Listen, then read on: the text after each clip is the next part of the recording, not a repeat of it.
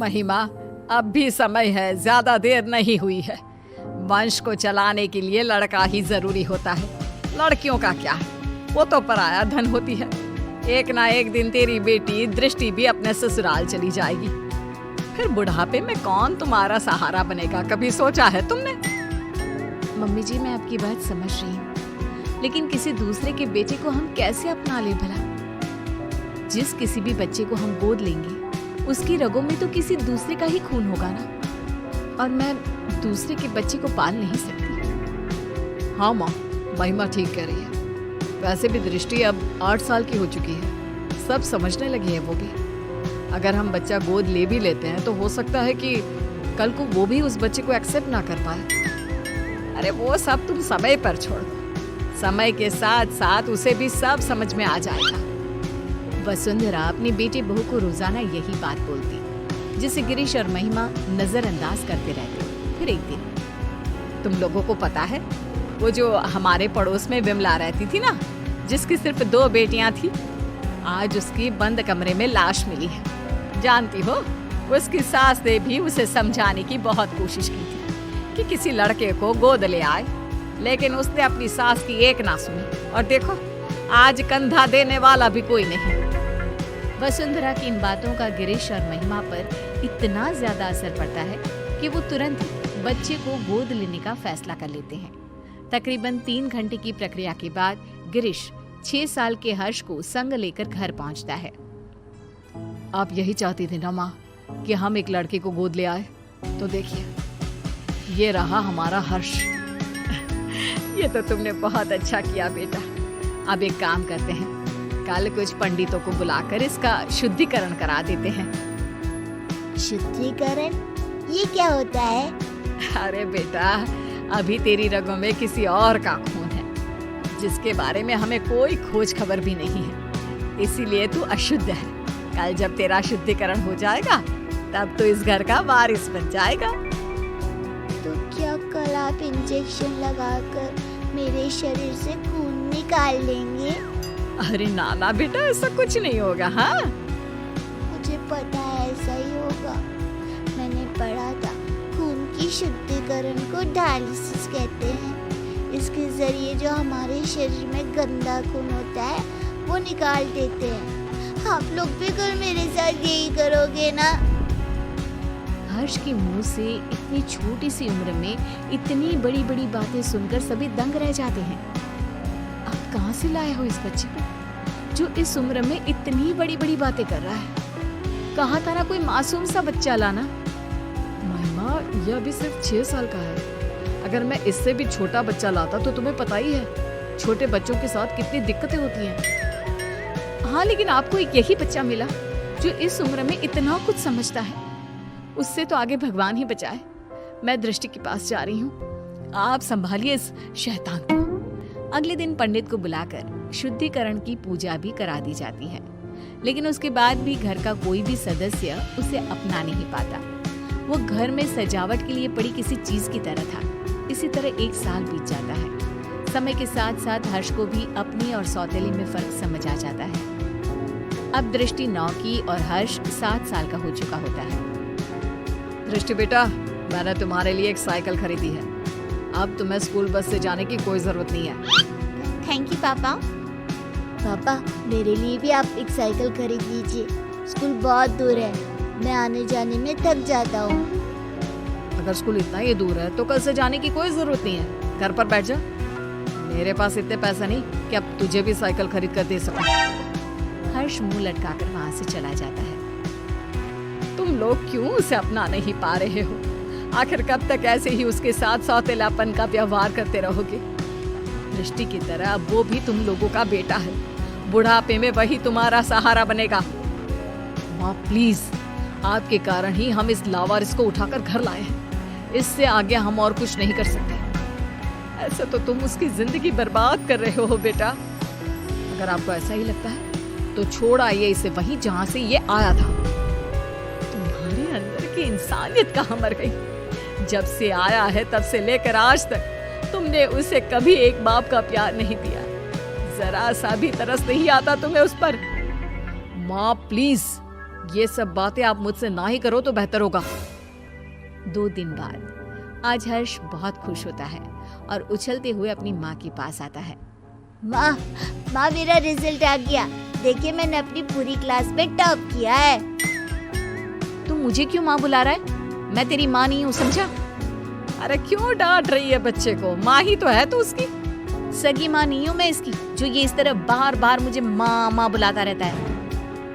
ये सगी माँ कौन होती है? क्या माँ भी कभी सगी और पराई होती है? लो फिर शुरू हो गया। माँ जी, आपने ना इसे बहुत सर पर चढ़ा रखा है, अब आप ही संभालिए इसे। दृष्टि स्कूल से आती होगी, मुझे उसके लिए खाना भी बनाना है। इतना कहकर महिमा वहाँ से चली जाती है। दादी, कोई मुझे प्यार क्यों नहीं करता? सब दीदी से ही क्यों प्यार करते हैं? अरे ना ना बेटा, ऐसी कोई बात नहीं है। दृष्टि बड़ी है ना, इसलिए बस सबको उसकी फिक्र लगी रहती है। फिक्र और प्यार दोनों में अंतर होता है दादी। मम्मी पापा ना तो मेरी फिक्र करते हैं और ना ही मुझसे प्यार। 7 साल के बच्चे की ये बातें सुनकर वसुंधरा खामोश खड़ी रह जाती है। उसे समझ में नहीं आता कि वो बोले भी तो क्या। इतने में ही वहाँ दृष्टि भी आ जाती है। मम्मी पापा मुझसे प्यार इसलिए करते हैं क्योंकि मैं उनकी सगी बेटी हूँ और तुम्हें तो वो अनाथालय से उठा कर लाए हैं। दृष्टि, कितनी बार समझाया है, इस तरह बात नहीं करते। छोटा भाई है वो तुम्हारा। ये मेरा कोई भाई भाई नहीं है। दीदी, मैं आपका सगा भाई नहीं हूँ, तो मेरा भी तो आप लोगों से कोई खून का रिश्ता नहीं है। उसके बाद भी जब मैं आप लोगों का स्वीकार कर सकता हूँ, तो आप लोग क्यों नहीं अपना रहे मुझे? शोर सुनकर गिरीश और महिमा भी बाहर आते हैं। बस शोर क्यों हो रहा है यहाँ? क्या चल रहा है ये सब? देखिए ना पापा इस लड़की को। क्यों रे हर्ष, आप कौन सा ज्ञान झाड़ रहा है तू? मैंने तो बस छोटा सा सवाल ही पूछा था दीदी से। अगर उनके लिए मैं कोई गैर हूँ, तो आप कौन से मेरे सगे हैं? उसके बाद भी जब मैं आपको अपने जन्मदाता की जगह दे सकता हूँ, तो आप लोग ऐसा क्यों नहीं कर सकते? हर्ष के इन सवालों से पूरे घर में सन्नाटा छा जाता है। वसुंधरा अपने आंसू पोंछते हुए गिरीश और महिमा से सवाल करती है। अब क्यों चुप हो तुम लोग? जवाब दो ना इस बच्चे के सवाल का। हर्ष के सवालों का किसी के पास कोई जवाब नहीं होता। गिरीश और महिमा बिना कुछ बोले अपने रूम की तरफ चले जाते हैं। ये लड़का तो जरूरत से ज्यादा ही तेज है। कहीं हमने इसे गोद लेकर कोई गलती तो नहीं कर दी? अगर ऐसा ही रहा तब तो ये हमारी बेटी का हक छीन लेगा और पूरी प्रॉपर्टी हड़प लेगा। तुम सही बोल रही हो महिमा। हमें जल्दी से इस लड़के का कुछ करना होगा। ये हमारी बेटी के लिए खतरा हो सकता है। अगले दिन, हर्ष बेटा कहाँ हो? चलो आज हम तुम्हें कहीं बाहर घुमाने ले चलते हैं। सच में माँ, हम घूमने जा रहे हैं? हाँ बेटा, अब जल्दी से तैयार होकर आ जाओ। हर्ष भागते हुए अपने रूम में तैयार होने जाता है। थोड़ी देर बाद वो तैयार होकर बाहर आता है, जहाँ गिरीश और महिमा उसका इंतजार कर रहे होते हैं। मम्मी पापा, हम कहाँ जा रहे हैं? आज हम तुम्हें मेला दिखाने के लिए लेकर जा रहे हैं। कल तुम्हारे सवालों ने हमारी आंखें खोल दी, इसलिए अब हम तुम्हें अपने सगे बेटे जितना ही प्यार देंगे। हर्ष ये सब सुनकर बेहद खुश हो जाता है। उसे लगने लगता है कि अब उसके बुरे दिन जा चुके हैं, लेकिन उसे कहाँ पता था कि उसकी किस्मत में आखिर आगे क्या लिखा है। वे सब मेले में पहुंच जाते हैं। हर्ष बेटा, झूला झूलोगे? हाँ मम्मा, मुझे झूला झूलना बहुत पसंद है। ठीक है, तुम जाकर झूला झूल लो, हम लोग तुम्हारा यही इंतजार करते हैं। हर्ष चला जाता है।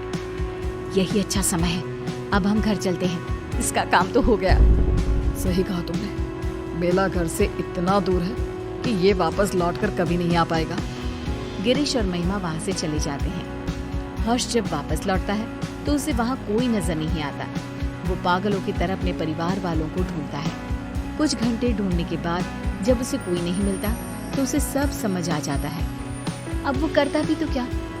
न घर का पता मालूम था, ना ही कोई फोन नंबर। थक हार कर वो वहीं बैठ जाता है। तुम दोनों तो हर्ष को मेले पर लेकर गए थे ना, इतनी जल्दी वापस आ गए? और हर्ष कहाँ है? कहीं नजर नहीं आ रहा। माँ, वो अपने पुराने दोस्तों से मिलने की बहुत जिद कर रहा था, तो हम उसे अनाथ आश्रम छोड़कर आ गए हैं। कुछ दिन के बाद आ जाएगा, आप परेशान ना हो। वसुंधरा को दाल में कुछ गड़बड़ लगती है, लेकिन वो कुछ नहीं कहती और सीधे अपने रूम में चली जाती है। महिमा, माँ को इसके बारे में कुछ पता नहीं चलना चाहिए। महिमा सिर हिलाकर हाँ कहती है। एक हफ्ता बीत जाने के बाद भी जब हर्ष वापस नहीं आता, तब वसुंधरा अपना फोन उठाकर हर्ष के दोस्तों को फोन करती है, जिससे उसे पता चलता है कि हर्ष तो कभी अनाथ आश्रम गया ही नहीं था। गुस्से से आग बबूला होकर वसुंधरा गिरीश और महिमा के कमरे में जाती है। हर्ष तो अनाथ आश्रम गया ही नहीं, फिर तुम लोगों ने मुझसे झूठ क्यों बोला? कहाँ है मेरा पोता, बताओ मुझे। माँ जी, वो आपका पोता नहीं है। मुझे सिखाने की जरूरत नहीं है, जितना पूछा है सिर्फ उतना ही जवाब दो। माँ, वो हम लोग हर्ष को उस दिन मेले में ही छोड़कर आ गए थे, हमें नहीं पता कि अभी वो कहाँ है। क्या? उस छोटे से बच्चे को तुम मेले में ही छोड़कर आ गए, ये जानते हुए भी कि वो अभी सिर्फ 7 साल का है। बेचारे किस हाल में होगा वो मासूम।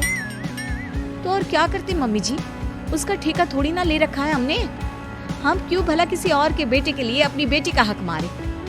इस घर, परिवार और हमारे प्यार पर सिर्फ दृष्टि का हक है। अगर ऐसी ही बात है तो मैं तुम्हें याद दिला देती हूँ कि तुम भी कोई मेरे सगे बेटे नहीं हो। ऐसे ही किसी अनाथ आश्रम से मैं तुझे लेकर आई थी। अगर उस समय मैं भी यही करती तो आज तुम भी दर दर की ठोकरें खा रहे होते। मैं नहीं जानती थी कि तुम दोनों की सोच इतनी छोटी भी हो सकती है। वसुंधरा की बातों से दोनों का सिर शर्म से नीचे झुक जाता है। उन्हें अपनी गलती का एहसास तो हो चुका होता है, लेकिन अब शायद बहुत देर हो चुकी होती है। दोनों हर्ष को ढूंढते हुए उसी मेले की तरफ पहुंच जाते हैं, लेकिन वहां उन्हें सिवाय सन्नाटे के कुछ नजर नहीं आता। अगले दिन गिरीश और महिमा फिर से उसी मेले में हर्ष को ढूंढने जाते हैं। क्या हुआ साहब, किसी को ढूंढ रहे हो क्या? कुछ दिन पहले हमारे साथ एक बच्चा आया था ना, जिसने झूला भी झूला था। आपने उसके बाद से कहीं देखा उसे? नहीं, उसके बाद मैंने उसे देखा तो नहीं, लेकिन उस दिन बहुत रो रहा था बेचारा। रात तक यहीं बैठकर रोता रहा, फिर अचानक न जाने कहाँ गायब हो गया। गिरीश और महिमा आगे बढ़ते हुए फिर किसी से पूछते हैं। आप जिस बच्चे को ढूंढ रहे हो ना, वो तो 2 दिन पहले ही मर चुका है। बेचारा पिछले कई दिनों से यहाँ रोज आकर अपने मम्मी पापा को ढूंढता था। कई दिनों से कुछ खाया भी नहीं था उसने। फिर एक दिन एक्सीडेंट में उसकी मौत हो गई। 7 साल की मासूम की मौत के बारे में सुनकर गिरीश और महिमा के पैरों तले जमीन खिसक जाती है। उनकी घटिया सोच आज एक मासूम की मौत की वजह बन चुकी थी। क्या गिरीश और महिमा का एक 7 साल के बच्चे को लेकर ऐसा बर्ताव उचित था?